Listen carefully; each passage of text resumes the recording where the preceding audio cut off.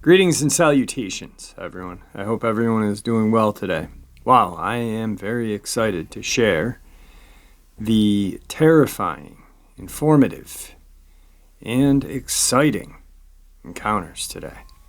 Before we get into those, though, a couple links I'd like to share. As you know, I rely on my Patreon, my PayPal, and my merch store to help the channel to continue to grow and go. Those links are in the description below. Also, Dogman Frightening Encounters, Volume 1, 2, and 3, the audiobook version. They were written by Tom Lyons and researched by him as well, and narrated and produced by myself, Jeffrey Nadolny. They are available on Audible, Amazon, and iTunes, and the links to those books are in the description as well. Now, everyone, I've taken enough of your time. Let's get on with today's upload. Shall we? Today's first encounter brings us all the way to Brazil.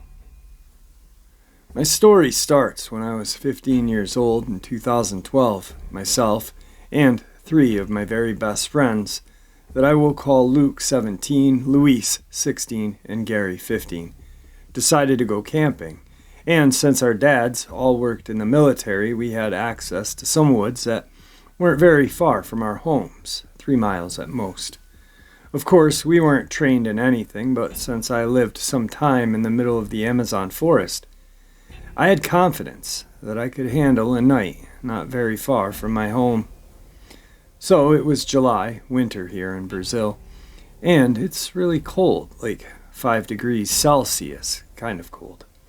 And things were going pretty much as you'd expect for camping in the woods. We pretty much sat there and chatted until about 1 a.m.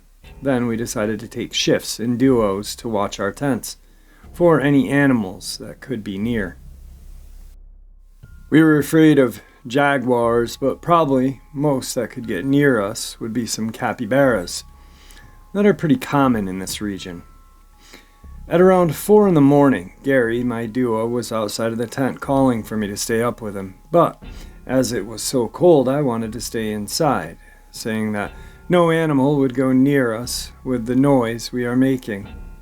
After like 5 minutes of back and forth between us, we noticed that we couldn't hear any forest noises like crickets, owls, and twigs breaking off, animals passing by, anymore, and the feeling of uneasiness started to grow between us. Now, I know this whole thing of no forest noise and yada yada yada sounds a little cliche, but I swear this is real when something weird is about to happen. With this feeling that appeared, we stopped arguing and started to pay attention to what was going on around us. We didn't want to wake Luke or Luis up, because we thought we were just being silly and nothing would happen. And then, from the middle of the woods, we hear this scream. It sounded like a woman screaming, but at the same time, it didn't. The scream sounded human, but something was off. It had some kind of animalistic tone behind it.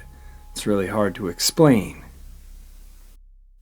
I've searched the internet and could not find any creature that made a sound like that, as I firmly believe it was not a human screaming. Besides, why would a woman be doing anything out in the woods, possibly alone at this hour? With the sound, Luke and Luis woke up, a little disoriented, while Gary and I jumped out of the tent and grabbed some sticks.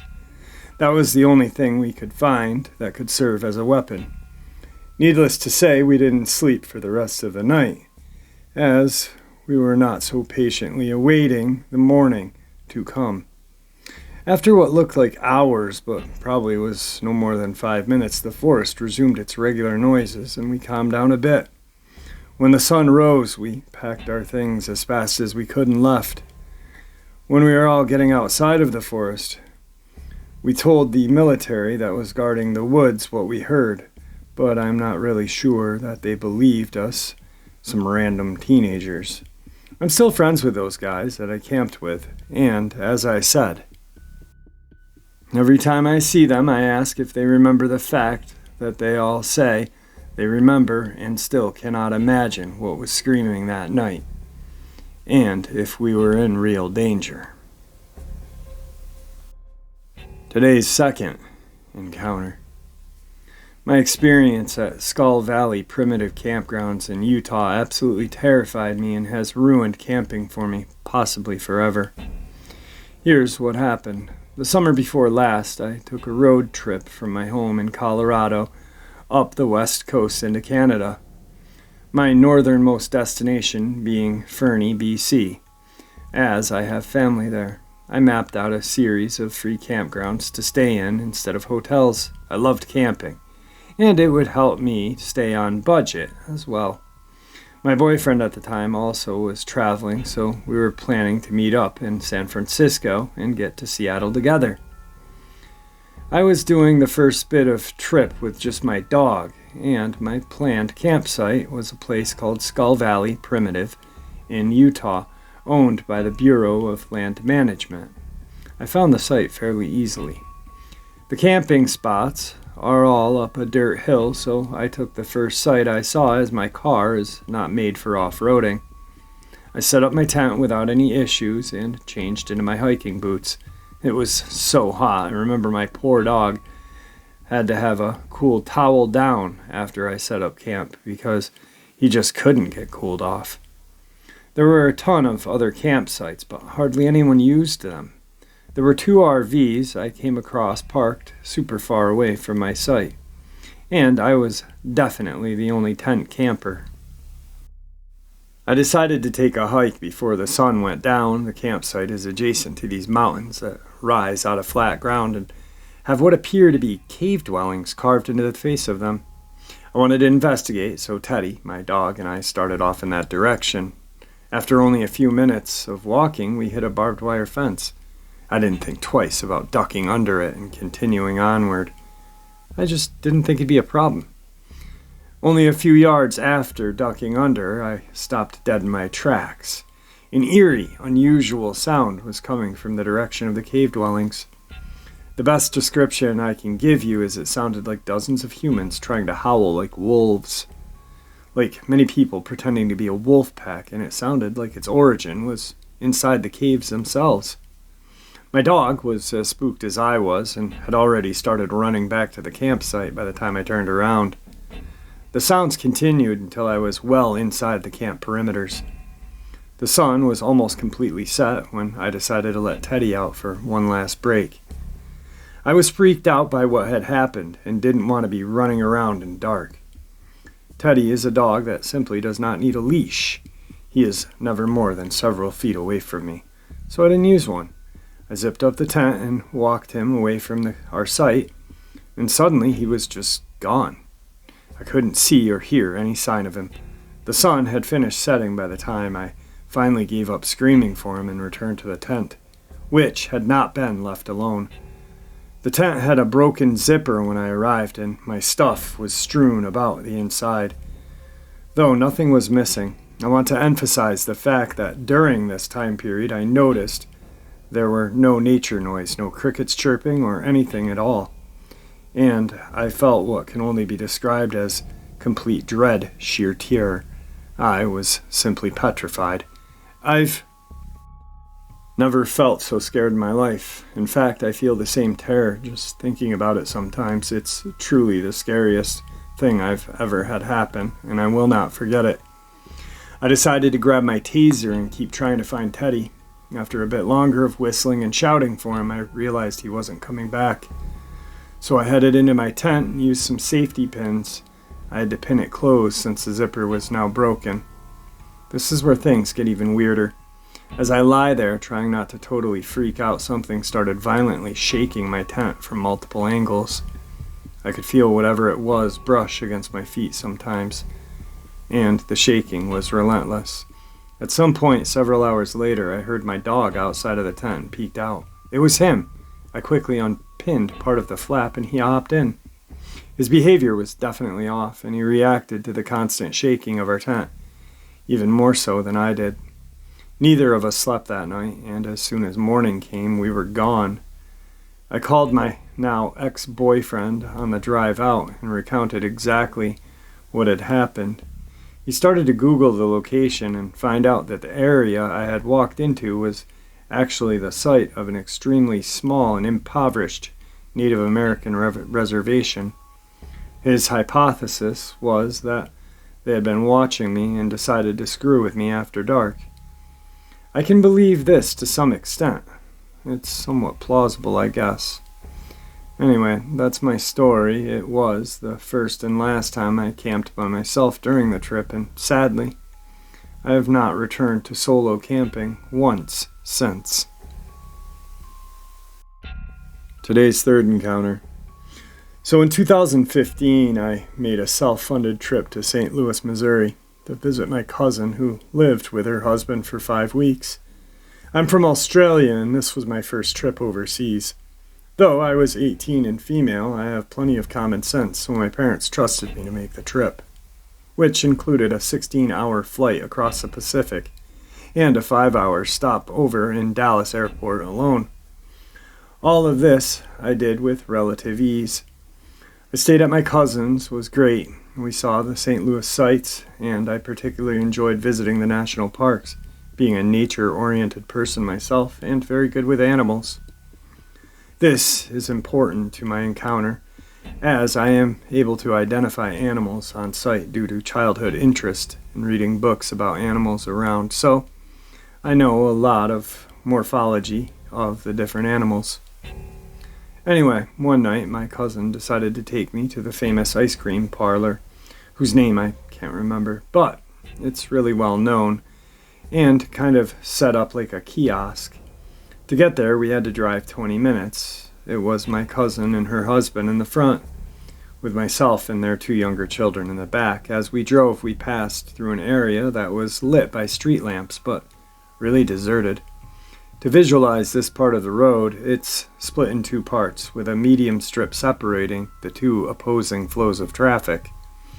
On our side of the road was residential homes, and on the other was a large storm drain that was once a river.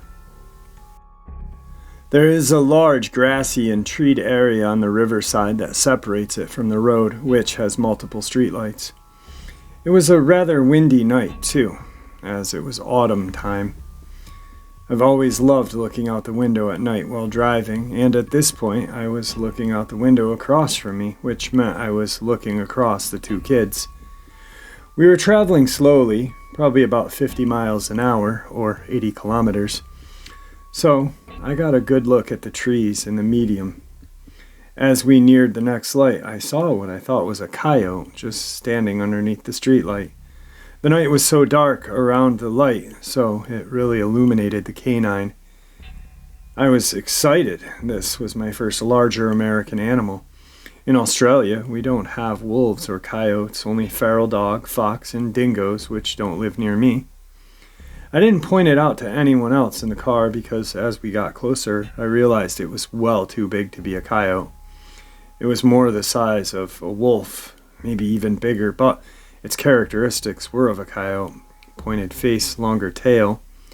It didn't look like a dog. It had a wild gray brindle coat and thick hackles. Hackles that were raised along its back, though it showed no other signs of distress. It just stood under the light, with its head lowered. But the thing that kept me quiet was the fact that it was staring directly at me. Not at the car, not at anyone else in the car, but at me. Our eyes were locked, and I realized its eyes were yellow, like a bright lamp-like yellow. It didn't frighten me, but only made me incredibly uncomfortable, like I suddenly had a rush of adrenaline as soon as our eyes made contact. I honestly felt like prey. We passed the beast, and it continued to stare at me as we drove by. Looking over my shoulder confirmed that it was still staring at me. The strange thing was, aside from its head, the coyote hadn't moved, not a leg, not even its coat in the wind. As we got further down the road, I asked anyone if they had seen it, to which the answer was no. I found that odd, as it was so noticeable under the streetlight.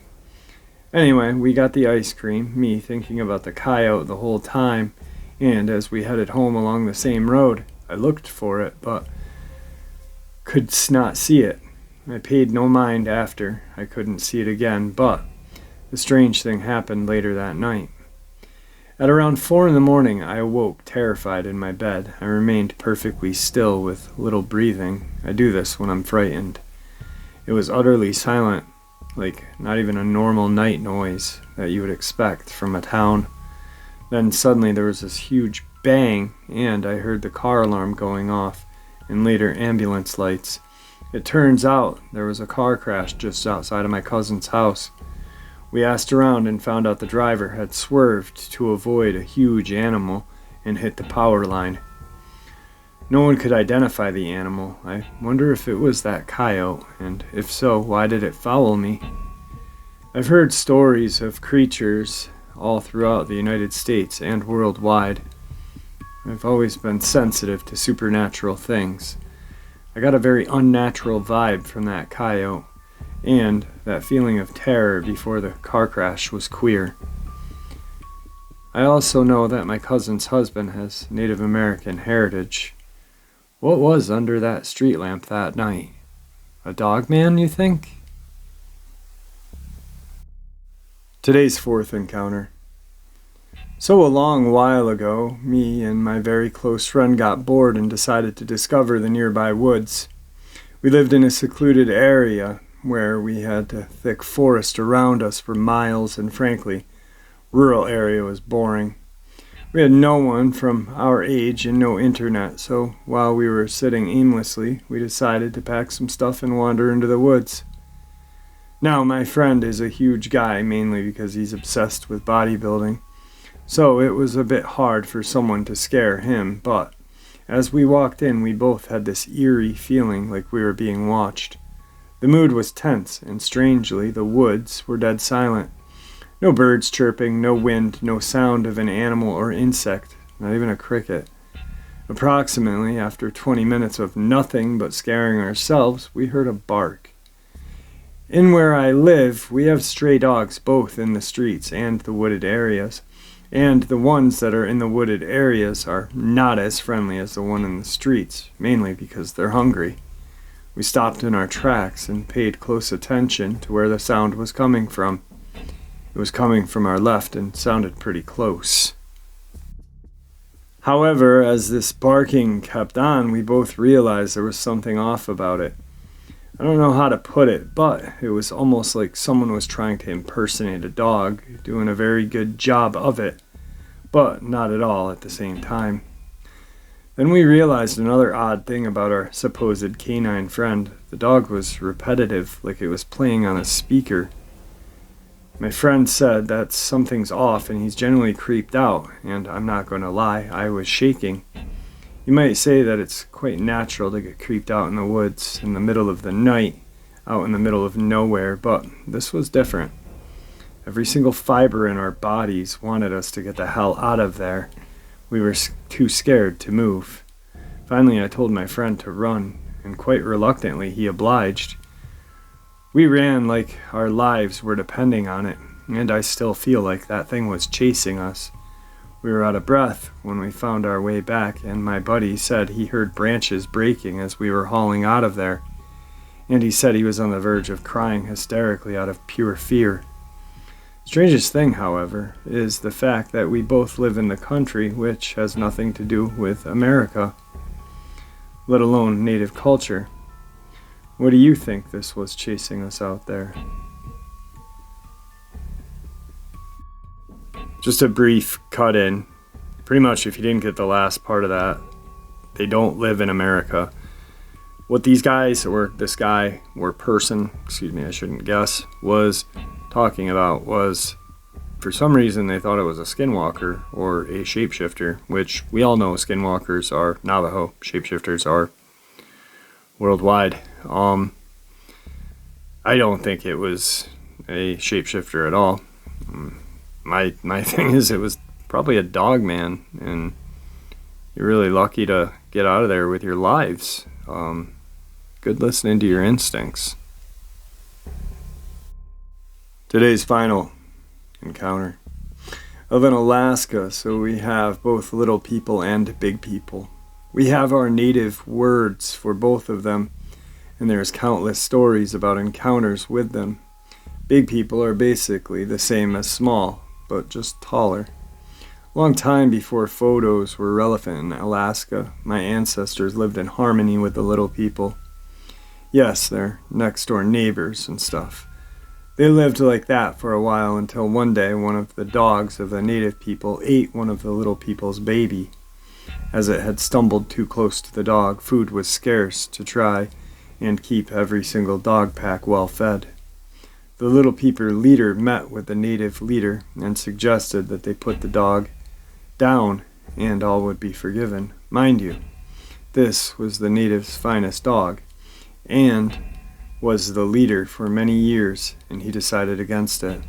Yes, I know it's kind of petty, and I will never understand why he couldn't sacrifice one dog, as great as he was, and to try to craft another leader to keep peace between the peoples. As you'd imagine, both sides split up, and it's been that way ever since. It does fascinate me how life would be so much different if the native leader complied with the deal. I do wonder how it would be to live with them from time to time. Anyway, one winter night in cold-ass Alaska at around 5 in the morning, I went outside to smoke a cigarette.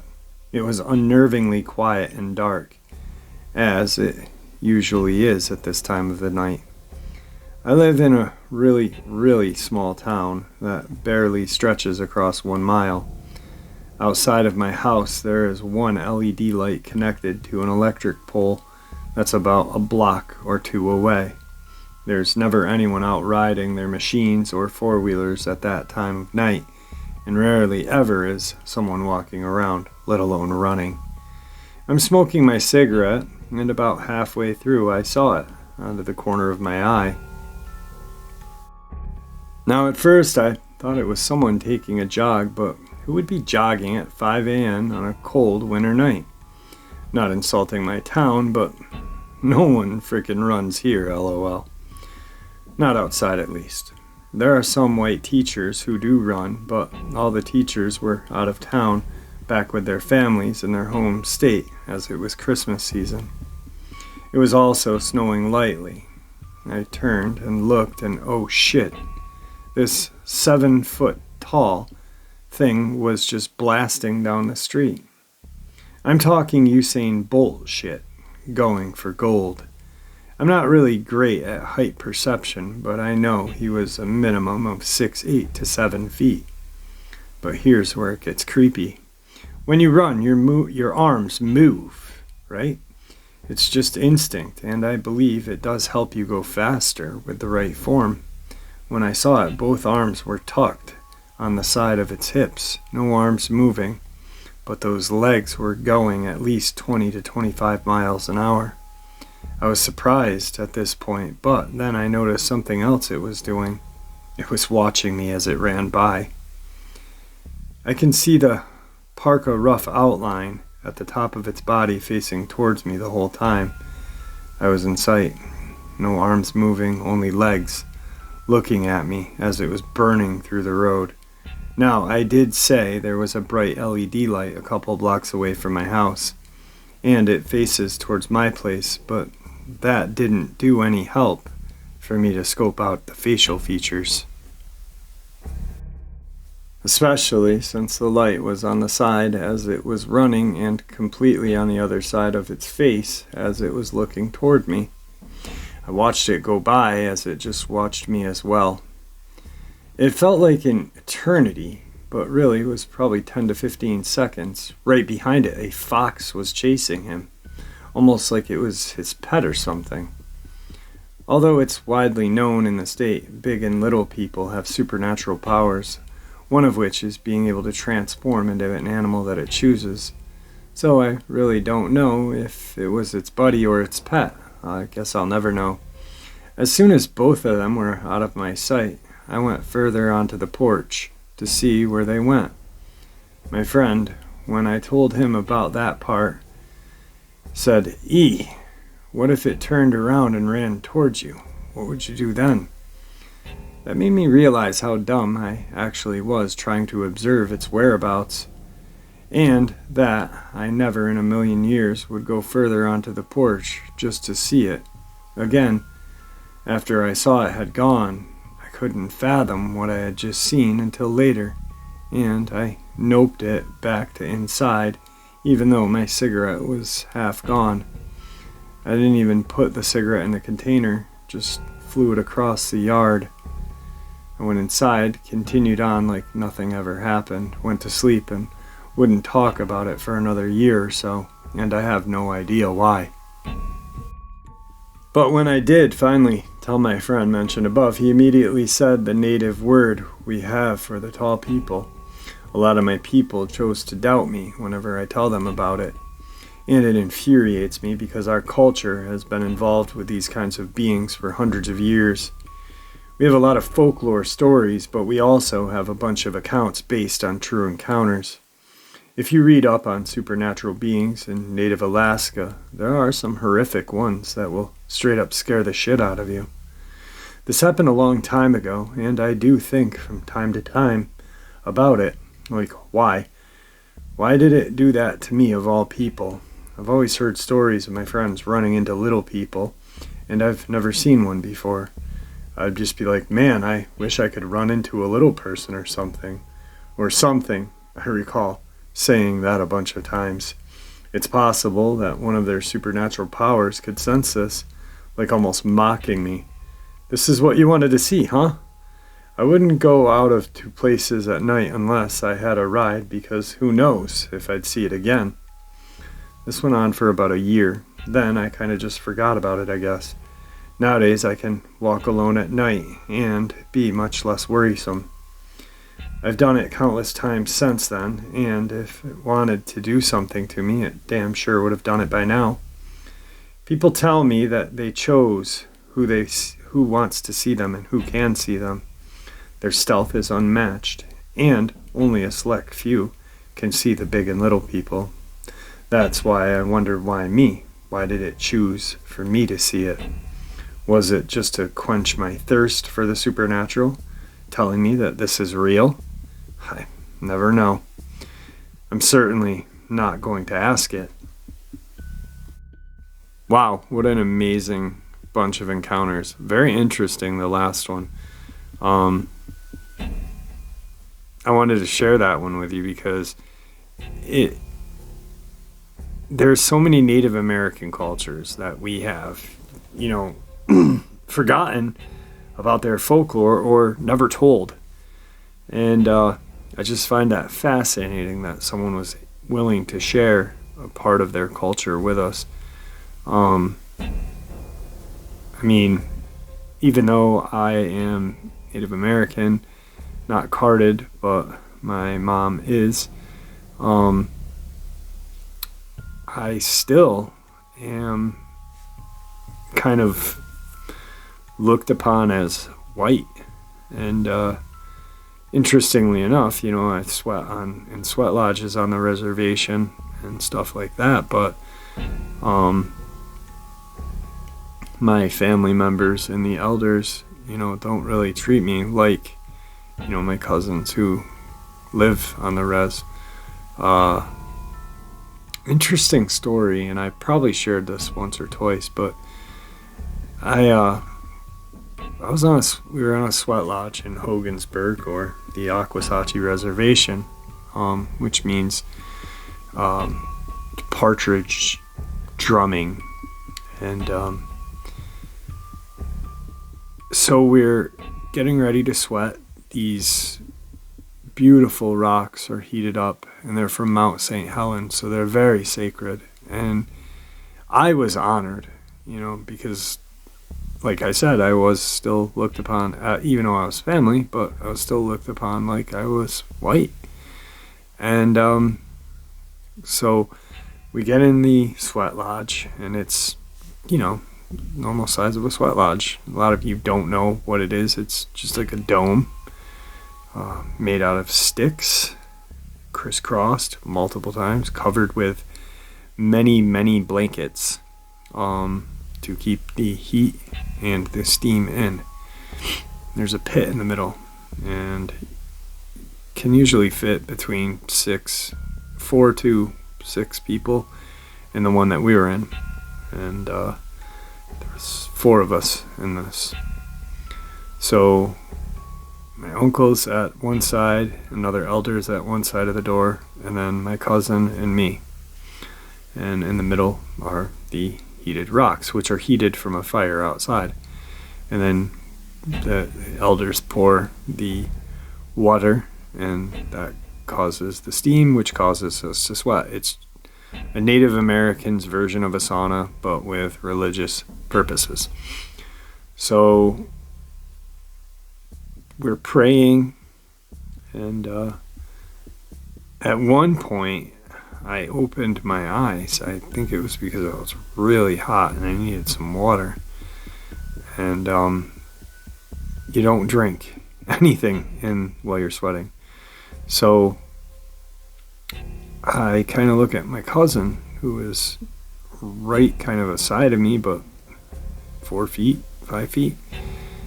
And as I'm looking at him, there's this old man sitting between us. And I looked around, and, sure enough, everyone was still in there. I closed my eyes and I began praying, the only prayer I knew. And it was not in my native tongue. So in my head I was praying.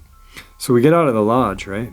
And I'm talking to my cousin, who's my age, and waiting for this dude to come out, and no one comes out. So I peek my head in, and no one's in there. And so it was definitely a crazy, crazy little story, and that freaked me out. And I felt honored that an ancestor would show themselves to me that way. So, alright guys, with that I'm going to bid you farewell, and hope to see you soon. See ya!